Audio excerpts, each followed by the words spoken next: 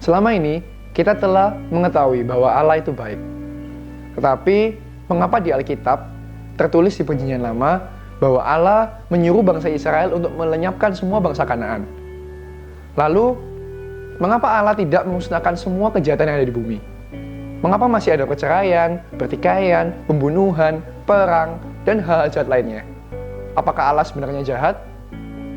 Lalu, mengapa di dalam Alkitab Allah dituliskan sebagai Bapa dan Putra? Itu berarti menandakan bahwa Allah memiliki gender laki-laki. Kalau misalnya Allah tidak memiliki gender, bagaimana bisa Allah yang tidak memiliki gender mendesain sebuah gender? Satu pertanyaan yang membuatku sangat mengganggu, dan mungkin kamu juga. Apakah Allah menetapkan segala sesuatu, termasuk hal yang baik dan buruk? Bila Allah menetapkan segala sesuatu, dan itu mutlak, tidak bisa dirubah, itu berarti kita hanya sebagai boneka yang dikendalikan oleh Allah. Kalau itu benar, bukankah kita sejatinya tidak memiliki kehendak bebas?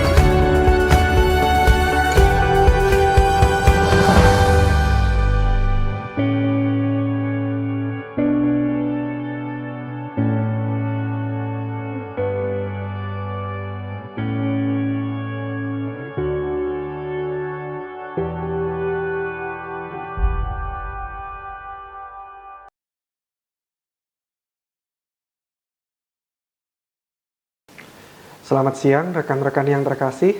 Veritas Lecture hari ini berbeda dari yang biasanya. Lecture kita kali ini ditayangkan secara live, online, dan pembicaranya tidak berada di atas mimbar yang besar, tapi berada di kotak kecil yang telah disediakan ini. Dan rekan-rekan pun bisa menyaksikan lecture ini dari gadget atau dari laptop dimanapun dan dalam kondisi apapun. Rekan-rekan, perubahan ini terpaksa dilakukan sebagai suatu wujud partisipasi kampus kita dalam memerangi virus corona. Seisi dunia sedang menghadapi musuh bersama, yaitu virus corona. Dan sebagian dari kita melihat angka kematian yang tinggi mungkin bertanya-tanya, mengapa Allah membiarkan hal ini terjadi? Apakah Allah itu jahat dan sedang menikmati pemandangan manusia yang dibantai perlahan-lahan oleh virus sambil tertawa-tawa? Rekan-rekan, ini adalah pertanyaan yang harus dijawab bukan hanya oleh orang Kristen saja, tetapi para teis, yaitu mereka yang mempercayai keberadaan Allah, termasuk orang Islam misalnya. Tetapi secara spesifik, hari ini kita akan membahas keberatan-keberatan yang ditujukan hanya kepada orang Kristen, yaitu apakah Allah yang diceritakan di dalam kitab suci umat Kristen adalah sosok yang jahat? Ada banyak tokoh ateis zaman baru, misalnya Richard Dawkins, yang mengatakan bahwa, saya terjemahkan kira-kira seperti ini. Allah Perjanjian Lama adalah karakter yang paling tidak menyenangkan di dalam semua karya fiksi. Cemburuan, cerewet, tidak adil, suka mengontrol, tidak mampu memaafkan, pemusnah etnis yang haus darah, misoginis, homofobia, rasis, dan sebagainya, dan masih lain sebagainya. Apakah Richard Dawkins memberikan argumen terhadap setiap label tersebut? Tidak. Tapi mari kita menyoroti beberapa bagian dari Alkitab yang selalu dikutip para ateis sebagai bukti bahwa Allah Perjanjian Lama adalah Allah yang jahat. Mari kita membuka misalnya dari kitab 1 Samuel 15 ayat yang ketiga. Saya akan bacakan. Jadi, pergilah sekarang, kalahkanlah orang Amalek, tumpaslah segala yang ada padanya, dan janganlah ada belas kasihan kepadanya. Bunuhlah semuanya, laki-laki maupun perempuan, kanak-kanak maupun anak-anak yang menyusu, lembu maupun domba, unta maupun keledai. Begitulah firman Tuhan, perintah Allah kepada Raja Saul. Atau di bagian lain seperti di kitab Yosua pasal yang 10 ayat yang ke-40. Demikian bunyinya. Demikianlah Yosua mengalahkan seluruh negeri itu, pegunungan, tanah Negeb, daerah bukit dan lereng gunung, beserta semua raja mereka. Tidak seorang pun yang dibiarkannya lolos, tetapi ditumpasnya semua yang bernafas seperti yang diperintahkan Tuhan, Allah Israel. Demikianlah perintah Allah kepada Yosua untuk membasmi seluruh bangsa Kanaan. Nah, berdasarkan ayat-ayat tersebut, para ateis lantas menyimpulkan bahwa Allah Alkitab adalah Allah yang jahat karena ia memerintahkan bangsa pilihannya Israel untuk melakukan genosida, yaitu pemusnahan ras etnis secara sistematis kepada bangsa Kanaan yang inosen, tidak melakukan kesalahan atau tidak berdosa. Jadi sekali lagi, dan inilah yang akan kita bahas di Veritas Lecture hari ini, yaitu apakah memang benar bahwa Allah Alkitab itu adalah Allah yang jahat karena ia memerintahkan bangsa Israel untuk melakukan genocide kepada bangsa yang sama sekali inosen. Nah, mari kita bersama-sama menganalisa keberatan ini bagian demi bagian. Yang pertama, kita mulai dari yang paling belakang dulu. Apakah benar bahwa bangsa Kanaan adalah bangsa yang inosen? Yaitu bangsa yang sama sekali tidak melakukan kesalahan, sama sekali tidak melakukan dosa. Jawabannya salah. Mari kita baca dari Ulangan 9 pasal yang ke-5. Ulangan 9 pasal yang ke-5. Bukan karena jasa-jasamu atau karena kebenaran hatimu, engkau, maksudnya di sini adalah bangsa Israel, masuk menduduki negeri mereka, yaitu bangsa Kanaan. Tetapi karena kefasikan bangsa-bangsa itulah Tuhan Allahmu menghalau mereka dari hadapanmu. Jadi Alkitab memberikan petunjuk bahwa bangsa Kanaan adalah bangsa yang fasik. Artinya adalah mereka ini adalah bangsa yang jahat. Mereka adalah bangsa yang tidak bermoral. Apa saja yang mereka lakukan? Mereka melakukan hal-hal seperti yang dicatat misalnya di Imamat pasal 18. Di situ tercatat ada semua segala hal imoralitas seksual seperti homoseksual, incest, berhubungan seks dengan binatang, perzinahan, prostitusi religius, dan masih lain sebagainya. Ini semua dilakukan oleh bangsa Kanaan. Lebih dari itu, mereka juga melakukan persembahan anak seperti yang dicatat di kitab Ulangan pasal 12 ayat yang 31. Demikian bunyinya. Jangan engkau, maksudnya di sini adalah bangsa Israel, berbuat seperti itu terhadap Tuhan Allahmu. Sebab segala yang menjadi kekejian bagi Tuhan, apa yang dibencinya, itulah yang dilakukan mereka, maksudnya bangsa Kanaan, bagi Allah mereka. Bahkan anak-anaknya lelaki dan anak-anaknya perempuan dibakar mereka dengan api bagi Allah mereka. Jadi, bagi Allah, Alkitab, persembahan anak adalah sesuatu yang keji, tidak bermoral. Bayangkan misalnya jika di zaman sekarang, abad 21, ada yang melakukan persembahan anak, membakar bayi untuk sosok yang mereka sembah. Apakah kita akan diam saja? No, para pelakunya bisa langsung dijatuhi hukuman mati.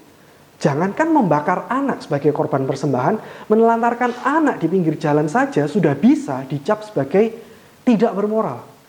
Jadi sekarang kita memiliki bukti bahwa bangsa Kanaan tidaklah inosen seperti yang diklaim oleh para tokoh ateis zaman baru.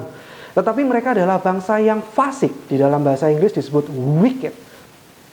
Nah, sampai di sini, mungkin sebagian kita akan berpikir, oke, saya setuju bahwa bangsa Kanaan adalah bangsa yang fasik, keji, kejam, tidak bermoral, dan memang mereka layak dihukum. Tetapi apakah tidak ada hukuman yang lain? Apakah mereka harus digenosida, dihabisi sampai tidak tersisa? Nah, sekarang mari kita masuk ke bagian berikutnya dan kita akan menyoroti kata genocide atau genosida. Definisi genosida adalah pembantaian secara besar-besaran dan sistematis kepada suatu etnis atau suku bangsa tertentu.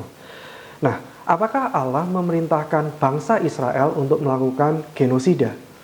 Alkitab yang ditulis ribuan tahun lalu tentu saja tidak mengenal kata genosida, karena istilah tersebut adalah istilah yang cukup modern. Tetapi bagaimana dengan konsep dari genosida itu sendiri?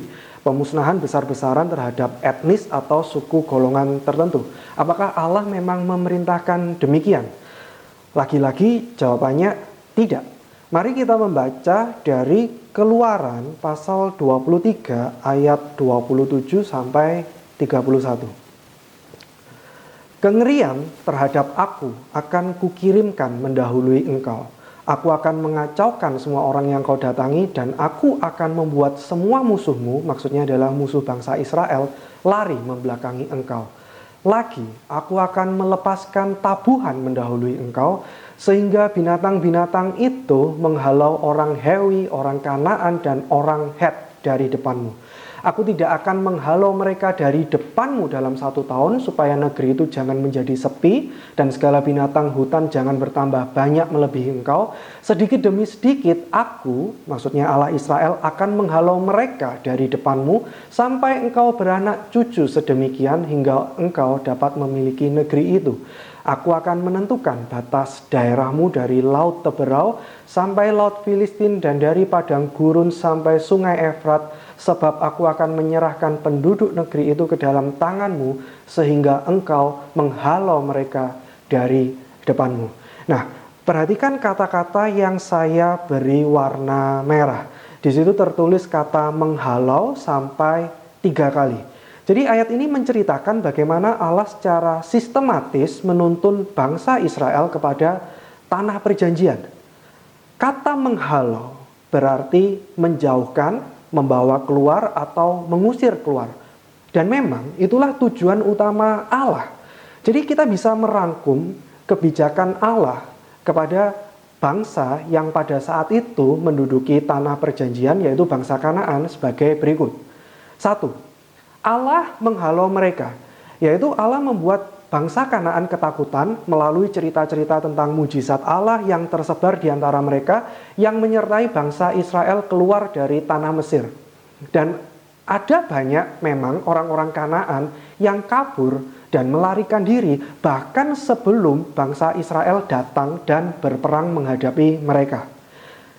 Yang kedua, bagi mereka yang tetap tinggal, maksudnya bagi bangsa Kanaan yang tetap tinggal dan memutuskan untuk tetap melawan bangsa Israel yang jelas-jelas disertai oleh Allah, maka mereka akan diperangi. Dan Allah memerintahkan untuk membunuh dan melenyapkan mereka. Dan yang ketiga, tidak ada perintah Allah secara khusus untuk mengejar dan membunuh orang-orang Kanaan yang kabur atau lari di dalam peperangan melawan Israel. Jadi saya rangkumkan menjadi 3 kebijakan ini. Nah, poin nomor 1 dan 3 sepertinya bisa kita terima.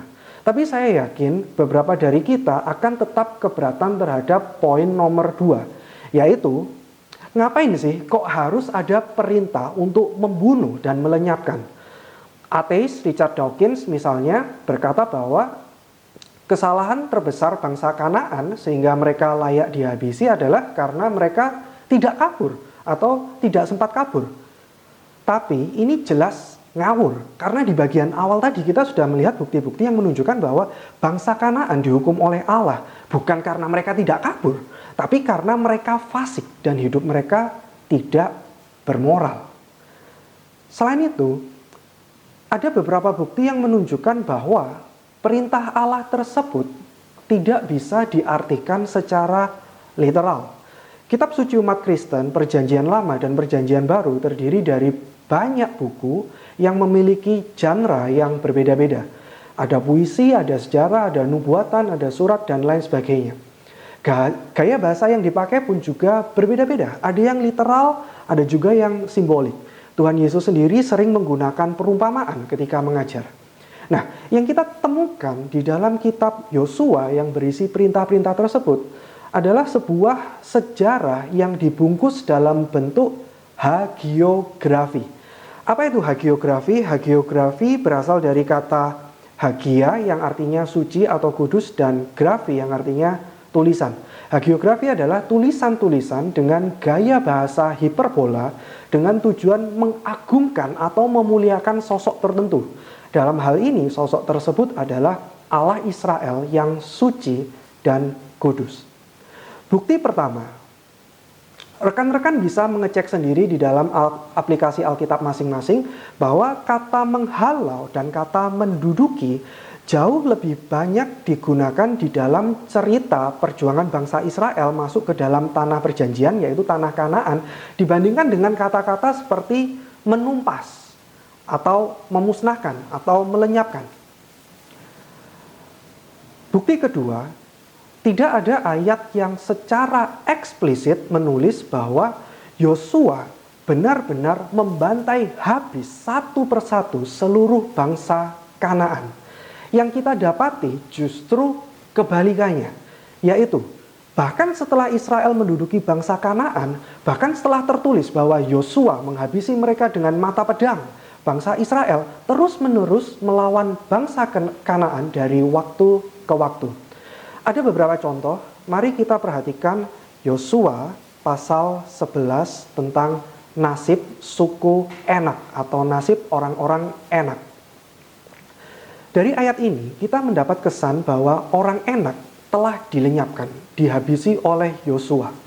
Tetapi di pasal 15 kita melihat bahwa orang-orang Enak, suku Enak ternyata masih ada dan diperangi lagi oleh Kaleb. Jadi kata-kata seperti menumpas dan melenyapkan tidak berarti membunuh satu persatu hingga habis tidak bersisa. Contoh berikutnya, misalnya kita bisa melihat di kitab Hakim-Hakim, pembukaan kitab Hakim-Hakim pasal 1 ayat yang ke-1. Jadi kitab Hakim-Hakim ini terletak persis setelah kitab Yosua dan diawali dengan kematian Yosua. Kita baca dari Hakim-Hakim pasal 1 ayat yang ke-1. Sesudah Yosua mati, orang Israel bertanya kepada Tuhan, siapakah daripada kami yang harus lebih dahulu maju menghadapi orang Kanaan untuk berperang melawan mereka? Loh, bukankah di dalam kitab Yosua tercatat bahwa ia telah melenyapkan seluruh bangsa Kanaan dengan mata pedang? Apakah ini artinya Alkitab tidak konsisten, berkontradiksi satu bagian dengan yang lain? Bukan itu jawabannya rekan-rekan. Jawabannya adalah penulis Alkitab menggunakan gaya bahasa yang hiperbola untuk menunjukkan sosok Allah Israel yang kudus dan bersungguh-sungguh menghapuskan kefasikan. Bukti yang ketiga, gaya bahasa hiperbola ini juga dipakai di dalam prasasti bangsa-bangsa Timur Tengah kuno untuk menunjukkan kehebatan dan keagungan mereka di dalam mengalahkan bangsa lain. Contoh, prasasti Merneptah. Prasasti ini diperkirakan di Pahat ditulis 1200 sampai 1300 tahun sebelum Masehi dan menceritakan kesuksesan bangsa Mesir menghabisi, melenyapkan bangsa Israel. Perhatikan kata-kata yang dipakai. Ada kata musnah, benihnya atau keturunannya tidak ada lagi. Ini juga adalah salah satu jenis hiperbola. Karena pada faktanya bangsa Israel masih terus ada.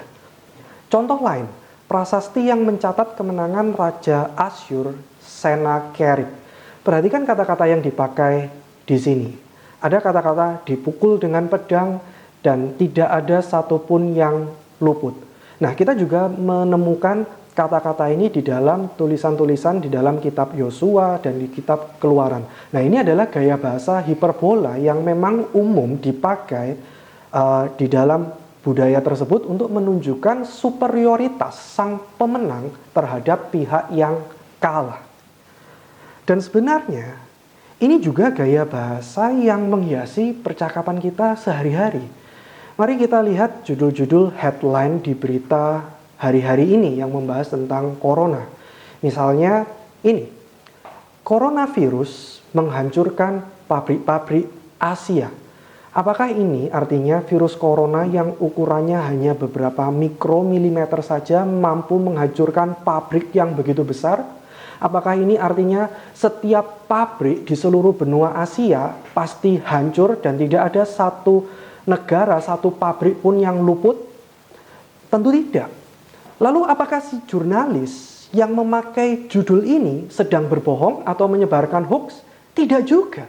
Ini adalah gaya bahasa. Di dalam kelas bahasa Indonesia kita pernah mempelajari hal ini.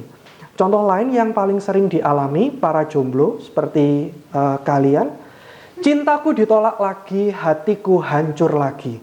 Maksudnya apa? Apakah hati itu liver atau heart, jantung? Kalau sampai hancur beneran, mati kita.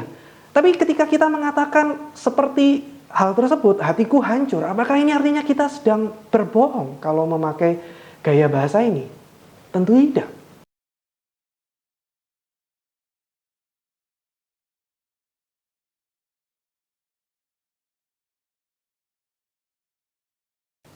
Nah, sekarang kita tiba pada bagian yang terakhir. Sampai pada poin ini, beberapa dari kita mungkin masih menyimpan keraguan terakhir, yaitu mengapa sih kok Allah menganak-emaskan bangsa Israel? Mengapa kok Allah itu kalau dia adil memiliki umat pilihan yang disuruhnya untuk mengusir bangsa lain? Terus bagaimana kalau misalnya negara Israel di zaman sekarang abad 21 tiba-tiba memerangi negara-negara sekitarnya berdasarkan ayat-ayat tersebut? Rekan-rekan yang terkasih, kita harus mengetahui bahwa perintah Allah kepada Yosua dan tokoh Israel yang lain adalah perintah yang sangat spesifik. Perintah yang khusus yang muncul di dalam periode tertentu dan dengan tujuan tertentu. Apakah perintah tersebut muncul di seluruh bagian Alkitab terlepas dari konteks tanah perjanjian? Enggak. Jadi Israel atau negara manapun tidak bisa memakai ayat tersebut sebagai landasan untuk menaklukkan negara lain. Berikutnya, apakah Allah pilih kasih? Apakah Allah tidak adil? Bukan. Allah juga menerapkan standar moral dan penghakiman yang sama kepada bangsa Israel. Berkat yang diterima oleh bangsa Israel ketika mereka patuh berjalan beriringan dengan hukuman ketika mereka tidak patuh. Dan jika kita membaca dari kitab Amos misalnya, kita melihat bahwa justru karena Israel adalah umat pilihan, umat yang dikenal oleh Allah, maka hukuman yang diterima Israel jauh berlipat dibandingkan hukuman yang diterima bangsa lain. Allah itu adil. Saya akan berikan satu contoh lagi, contoh terkenal yang kita sering lupakan, yaitu negosiasi antara Abraham dan Allah tentang nasib Sodom dan Gomora. Ternyata, jika ada 10 orang saja yang baik, orang yang benar di kota itu, Allah tidak jadi menghukum mereka. Rekan-rekan, Allah tidak sembarangan menghukum. Bukan itu saja, Allah itu penyabar dan murah hati. Allah menunggu selama lebih dari 400 tahun sebelum memerintahkan bangsa Israel untuk menghukum bangsa Kanaan. Jadi, jika kita merangkum semua yang telah kita pelajari bersama siang hari ini, kita akan mendapatkan bahwa satu, bangsa Kanaan sangat keji dan tidak bermoral. Mereka melakukan banyak sekali imoralitas seksual, mereka juga selalu melakukan persembahan anak-anak. Hal yang kedua, Allah bersabar dan tidak serta-merta melenyapkan mereka pada saat itu juga. Allah menunggu pertobatan mereka hingga 400 tahun. Hal yang ketiga, Allah juga memberi kesempatan bagi bangsa Kanaan untuk lari dan kabur. Itulah mengapa ada begitu banyak kata menghalau di dalam kitab Yosua, Keluaran, dan kitab-kitab lain yang berhubungan dalam konteks masuk ke dalam tanah perjanjian. Hal keempat, Allah tidak membantai mereka habis satu persatu. Karena seperti yang tadi kita buktikan bersama, ini adalah gaya bahasa hiperbola, salah satu bentuk hagiografi. Dan yang kelima, Allah itu adil dan menghukum Israel, umat pilihan, dengan derajat yang sama bagi pelanggaran mereka.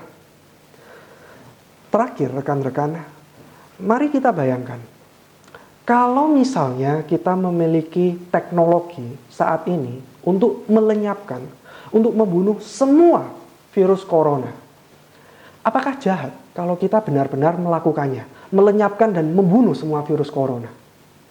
Atau misalnya, pandemik yang kita alami ini bukan disebabkan virus corona, tapi disebabkan oleh spesies binatang tertentu. Apakah jahat kalau kita benar-benar melenyapkan spesies binatang tersebut dari muka bumi ini demi keselamatan seluruh umat manusia. Atau misalnya lagi, ketika kita melihat ending film seperti The Avengers, ketika Iron Man menjentikan jarinya dan melenyapkan semua yang jahat, Thanos dan para pasukannya, kita sedih, kita terharu, karena kebaikan harus mengorbankan dirinya untuk seluruh umat manusia. Tapi adakah dari kita yang sedih karena Thanos dan seluruh pasukannya yang jahat itu dilenyapkan? Saya pikir gak ada. Jika demikian, bukankah seharusnya kita mengatakan bahwa Allah itu baik, Allah itu kasih, karena Ia pernah melenyapkan kejahatan. Dan suatu saat nanti, Ia akan sekali lagi melenyapkan segala kejahatan. Nah, sekarang katakanlah jawaban-jawaban tadi memuaskan pikiran dan hati kita, dan kita dapat mengambil kesimpulan, oke, Allah yang ada di dalam Alkitab Kristen ternyata bukanlah Allah yang jahat, Dia adalah Allah yang adil dan sabar dan penuh kasih. Sekarang kita akan mencoba menjawab pertanyaan ini.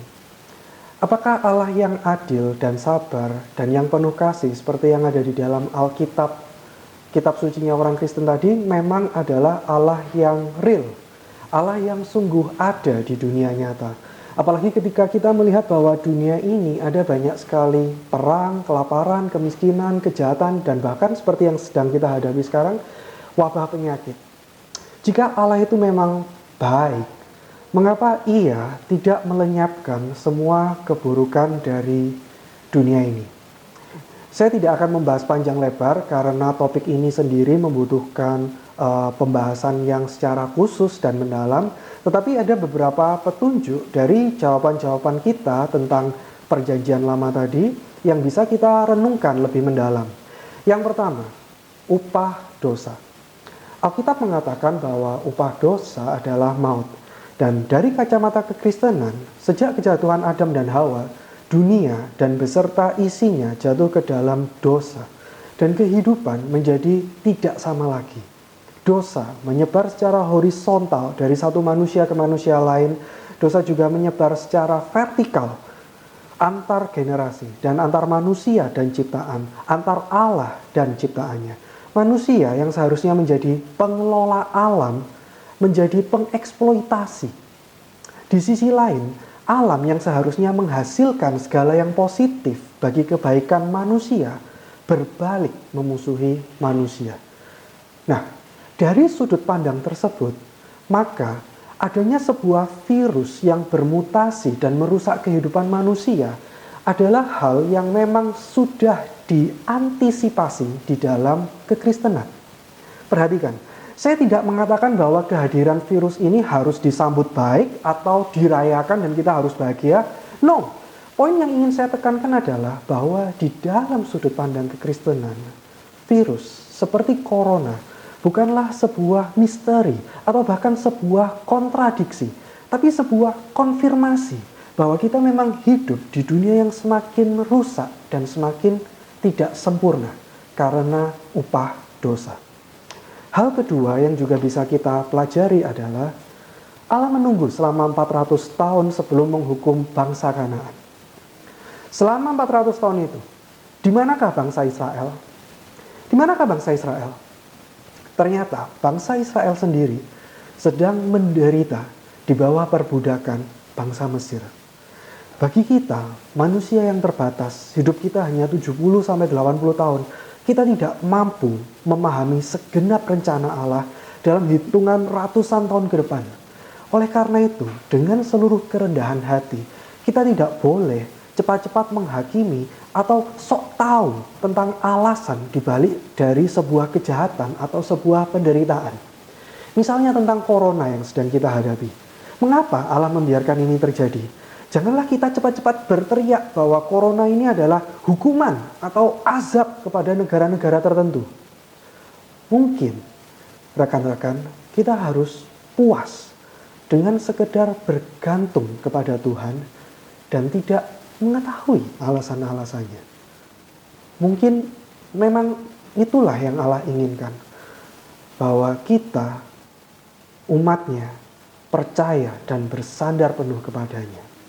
Hal berikutnya yang juga kita bisa pelajari adalah bahwa di dalam perspektif kekristenan, tidak ada kejahatan, tidak ada penderitaan yang tidak mampu ditebus oleh Allah. Kekristenan melihat segala sesuatu yang terjadi di dunia dari perspektif kekekalan. Dunia fisik yang kita tinggali sekarang ini adalah persinggahan kita sementara. Kita tidak ditakdirkan selamanya untuk tinggal di dunia yang semakin rusak ini. Dan penderitaan yang kita alami sementara di dunia ini seharusnya mengarahkan pikiran kita kepada rumah yang sejati, yaitu rumah yang kekal yang disediakan oleh Allah bagi kita. Dan di rumah yang kekal tersebut, semua penderitaan yang pernah kita alami di dunia akan diganti oleh Allah dengan derajat yang berbeda, yang jauh lebih tinggi dan jauh lebih mulia. C.S. Lewis, seorang pemikir Kristen, menulis bahwa penderitaan adalah megafon Allah untuk berteriak kepada kita manusia, memalingkan pandangan kita kembali kepadanya. Dan yang terakhir, rekan-rekan sekalian yang terkasih, di dalam kekristenan, Allah bukanlah sosok jahat, kejam, yang mengatur hal ini itu dari atas sana. Bukan. Hanya di dalam kekristenan kita menjumpai sosok Allah. Di dalam Yesus Kristus, yang karena begitu besar kasihnya, rela mati untuk kita manusia. Yesus menanggung penyakit fisik kita. Itulah mengapa tubuh fisiknya hancur disiksa tentara Romawi. Yesus juga menanggung penyakit mental dan kejiwaan kita juga. Itulah mengapa selama hidupnya Yesus dianggap tidak waras, gila, bahkan diasingkan oleh keluarganya sendiri. Yesus juga menanggung seluruh dosa kita, penyakit spiritual kita.